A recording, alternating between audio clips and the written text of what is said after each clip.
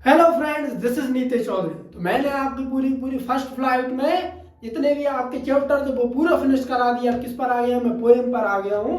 तो पूरी पोएम के क्वेश्चन आंसर आपको एक्सप्लेन करूंगा, वर्ड टू वर्ड एक्सप्लेन करूंगा। और जो सेंट्रल आइडिया आते हैं और जो क्वेश्चन आते हैं वो सबके सब कहाँ से आएंगे? यहीं से आएंगे। और बिल्कुल चिंता करने की जरूरत नहीं है। यदि तुमने पढ़ा भी नहीं है तो यहाँ पे देख लो, है ना। यहाँ में पूरे देखो भाई, जो लास्ट के हमारे 10 दिन बचे हैं इसी में हमको टोटली रिवाइज करना है ना। ऐसा नहीं है कि तुमने पूरे साल नहीं पढ़ा या फिर तुम्हारा रिवाइज नहीं हुआ। तो ये टाइम है रिवाइज करने का और अच्छे नंबर लाने का, क्योंकि कोई भी है तुम्हारे परसेंटेज ही पूछेगा, है ना।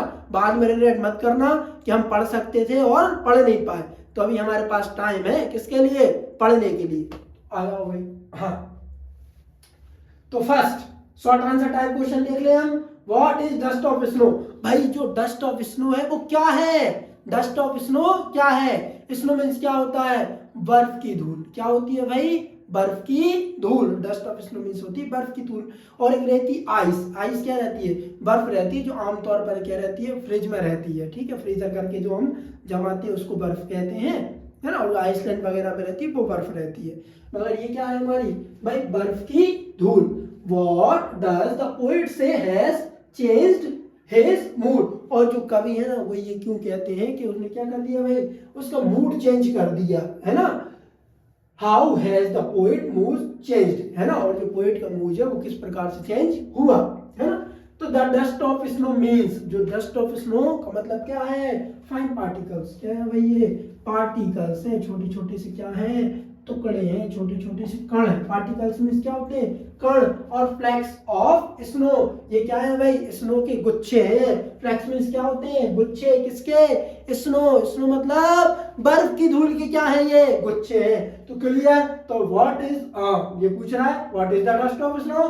तो the dust of snow means the fine particles और फ्लैक्स। जो डस्ट ऑफ स्नो है ना, बर्फ की क्या है? छोटे छोटे से गुच्छे हैं। क्लियर। इतना हुआ। पहला करा है मैंने तुम्हें पहला क्वेश्चन करा दिया। कोई दिक्कत है क्या? व्हाट डज द पोएट से हैज चेंज हिज मूड? अब ये वाला देखना है तो देखो भैया, द सडन शावर। क्या हुआ था भाई? Sudden shower. शावर मतलब तुम नहाते हो ना, बौछार होती है तुम्हारे ऊपर। शावर मतलब बौछार, अचानक। In the form of dust of snow change the poet's mood, है ना। जैसे ही क्या होती है भाई? बर्फ की बौछार होती है डस्ट ऑफ स्नो की, तो जो पोएट का मूड होता है वो पूरी तरीके से क्या हो जाता है? परिवर्तित हो जाता है, चेंज हो जाता है। क्लियर। और उसका मूड कैसा था? उसका मूड था पोएट का। पोएट कौन? Robert Frost. कौन? रॉबर्ट फ्रॉस्ट साहब है भाई हमारे, है ना। डस्ट ऑफ स्नो के भी यही है और फायर एंड आइस के भी यही है पोएट। ध्यान रखना, आ सकते हैं बिल्कुल। द डस्ट ऑफ स्नो, है ना। ये हो गया। The sudden shower in the from of dust of snow change the poet's mood, है ना। कैसा? किसमें? The poet's mood change from sad to happy. और जो उनका मूड था ना वो कैसा हो गया था? सैड से हैप्पी हो गया था। भाई इसमें सैड कैसे कह सकते हैं? क्योंकि इसमें उन्होंने किसकी चर्चा की थी भाई? एक कौवे की और हेमलॉक ट्री की, है ना। जो आमतौर पर क्या होते हैं? बैड साइन को रिप्रेजेंट करते हैं, इसलिए उन्होंने उसकी चर्चा की थी। He felt refreshed and wanted to enjoy the rest of the day। और वे क्या है? इस दिन को अच्छे से व्यतीत करना चाहते थे। रिफ्रेश्ड मीन्स क्या हो गया भाई? क्या हो गए थे? जैसे ही उनके ऊपर बिल्कुल क्या थे भाई? वो उनका जो मूड था ना सैड होकर रखा था, मगर एक छोटी सी क्या उनके ऊपर एक बौछार हुई बर्फ की धूल की, बर्फ के कणों की, तो उनका जो पूरा का पूरा मूड है ना वो चेंज हो गया। किसमें चेंज हो गया? सैड टू हैप्पी चेंज हो गया। क्लियर। अब इतने से क्वेश्चन बनते हैं, पूरे पूरे करा दिए ना मैंने भाई। मेरे से तुम्हें कोई शिकायत नहीं है, क्योंकि मैंने तो तुम्हारे 3 क्वेश्चन 2 मिनट में करा दिए। 2 मिनट में 3 क्वेश्चन पक्के हो गए तुम्हारे। अब कोई दिक्कत है क्या इसमें? दूसरा वाला देख ले। आ जाओ तो फिर यहाँ पे, है ना। और मेरे साथ बने रहना यार, है ना। अब 10th के बाद तुम किस में जाओगे? 11th में जाओगे। और 11th क्या होता है हमारा? बेस तैयार करने का, बेस रेडी करने का एयर रहता है ना। तो उसमें आप 11th में अच्छे से पढ़ोगे ना, वो भी मैं ही पढ़ाऊंगा आपको, है ना। अप्रैल से क्लासेस लगाएंगे हमारी। अभी से तुम बढ़िया 10th पर फोकस करो। और फर्स्ट एग्जाम किसका है हमारा? इंग्लिश का ही है, तो इंग्लिश देख लो भाई। इंग्लिश पढ़ाता हूँ मैं, हिंदी दिख रहा है नहीं? इंग्लिश हिंदी करता हूँ। What is a hemlock tree? और जो हेमलॉक ट्री है ना वो क्या, अरे कहाँ जाता है,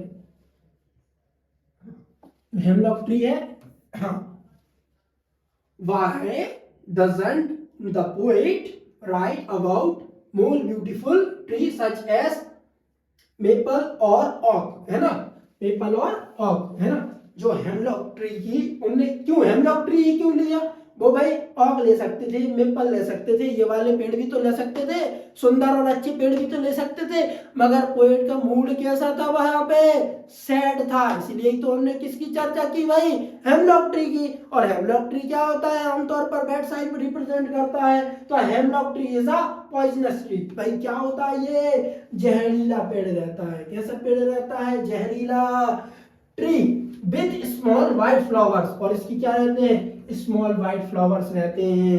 the poet does not choose beautiful trees, है ना, और पोएट है ना वो कोई सुंदर पेड़ नहीं चूज करता है, वो क्या चुनता है, ही chooses the hemlock tree present his mood and feeling, है ना भाई, अपने जो मूड को स्वभाव को दर्शाता है और उनके अंदर की मतलब फीलिंग्स को, भावनाओं को बताता है। क्लियर? क्या बोल रहा है भैया, क्या बोल रहा है, what is a hemlock tree? A hemlock tree is a poisonous tree. भैया ये कैसा है, जहरीला पेड़ है, कैसा है, जहरीला, धतूरे का होता है ना, वही समझ लो तुम इसे, है ना, small white particles, small white flowers, है ना, जिसके क्या रहते हैं, सफेद छोटे से फूल रहते हैं, छोटे छोटे। The poet does not choose beautiful trees, है ना, और जो पोएट है ना वो कोई सुंदर और अच्छा पेड़ नहीं चूज करते, वो क्या चुनते हैं, he chooses the hemlock tree to represent his mood and feelings, जो क्या करता है, उनके स्वभाव को, उनके मूड को, और किसको बताता है, उनकी भावनाओं को, फीलिंग्स को बताता है। तुम समझो भाई फीलिंग्स, मैं तुम्हें पूरा का पूरा सिलेबस करा रहा हूँ भाई, 1 लाइक पे बनता है इसका, है ना, 1 लाइक, और अगर चैनल पे सब्सक्राइब हो, मतलब चैनल पे नए हो तो सब्सक्राइब जरूर कर देना और बेल आइकन को प्रेस कर देना कि जो भी हमारी नई वीडियो है ना वो तुम्हारे पास आ जाए। ठीक है, आ जाते हैं, देख लो दूसरा, देख लो, देखो यार जरा में बिल्कुल 2-2 मिनट में तुम्हारे क्वेश्चन खत्म हो रहा है ना, अगला देखो, और ये मोस्ट इंपोर्टेंट है, इनको हल्के में मत ले लेना बिल्कुल भी, जरा 22 में आया था ये, 23, 24, 25 में नहीं आया, 26 में जाएगा, है ना, और ये अभी तक नहीं आया, जो अभी तक नहीं आया वो आ सकता है, ये बिल्कुल नहीं, है ना, कि जो अभी तक हुआ नहीं वो हुआ नहीं। 2025 देखी तुमने कैसी निकली है, जो भी कारनामे है ना 2025 में ही हुए, जो अभी तक नहीं हो सकते थे वो सब 2025 में हुए। ठीक है, ये 2026 है, बिल्कुल हो सकता है, कुछ भी हो सकता है, मैं गारंटी नहीं लेता, है ना, मगर मैं ये गारंटी लेता हूँ कि क्वेश्चन यही आएंगे, डेफिनेटली लिख के दे सकता हूँ। अगला, what do the crow and hemlock represent, और इसमें जो क्रो, क्रो मींस कौआ, है ना, कौआ बोलते हैं इसको, क्रो मींस कौआ, और हेमलॉक क्या रिप्रेजेंट कर रहा है, जो क्रो है ना, कौआ है, और हेमलॉक ट्री है, वो किसको रिप्रेजेंट कर रहा है, किसको प्रस्तुत कर रहे हैं, जॉय और sorrow. What does dust of snow crow shakes of, shakes means हिलाना या तोड़ना, of a hemlock tree stand for. Clear? NCERT में 2024 में आया था, 25 में नहीं आया, 26 में आ सकता है। ठीक है, मैं सिलेक्टेड क्वेश्चन लेके, मैं तुम्हारे ऊपर इतना प्रेशर डालने वाले नहीं हूं कि 10 कर लो, 15 कर लो, नहीं, बढ़िया इजी इजी अच्छी बिल्कुल सिंपल लैंग्वेज में। यहाँ पे क्या देता है, तो कोई भी तुम्हें वर्ड्स मीनिंग में दिक्कत नहीं आएगी। The crow and hemlock tree represent sure and depression, depressions,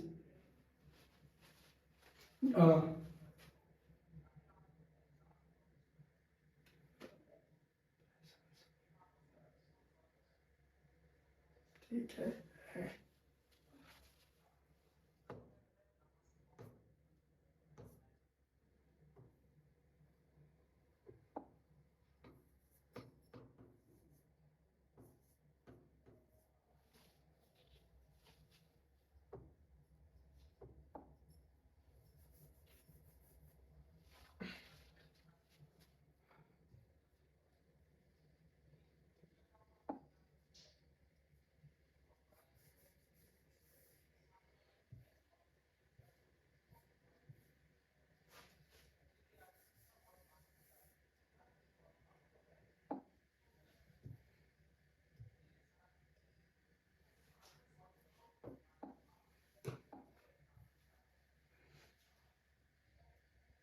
चलिए,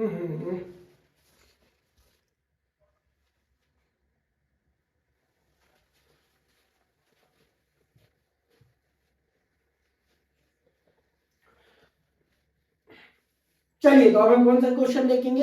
थर्ड क्वेश्चन देखेंगे।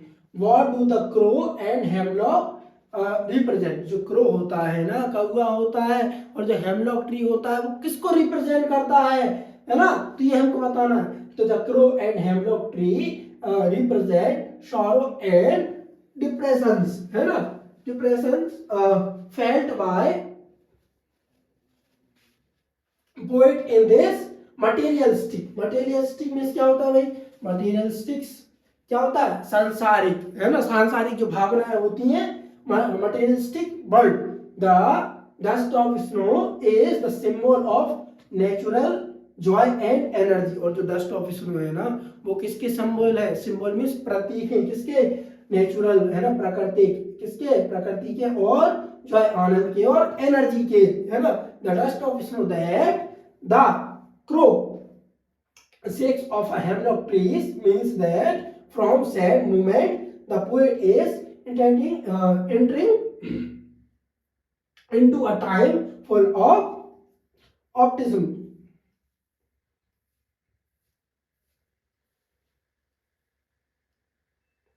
ऑप्टिमिज्म, है ना?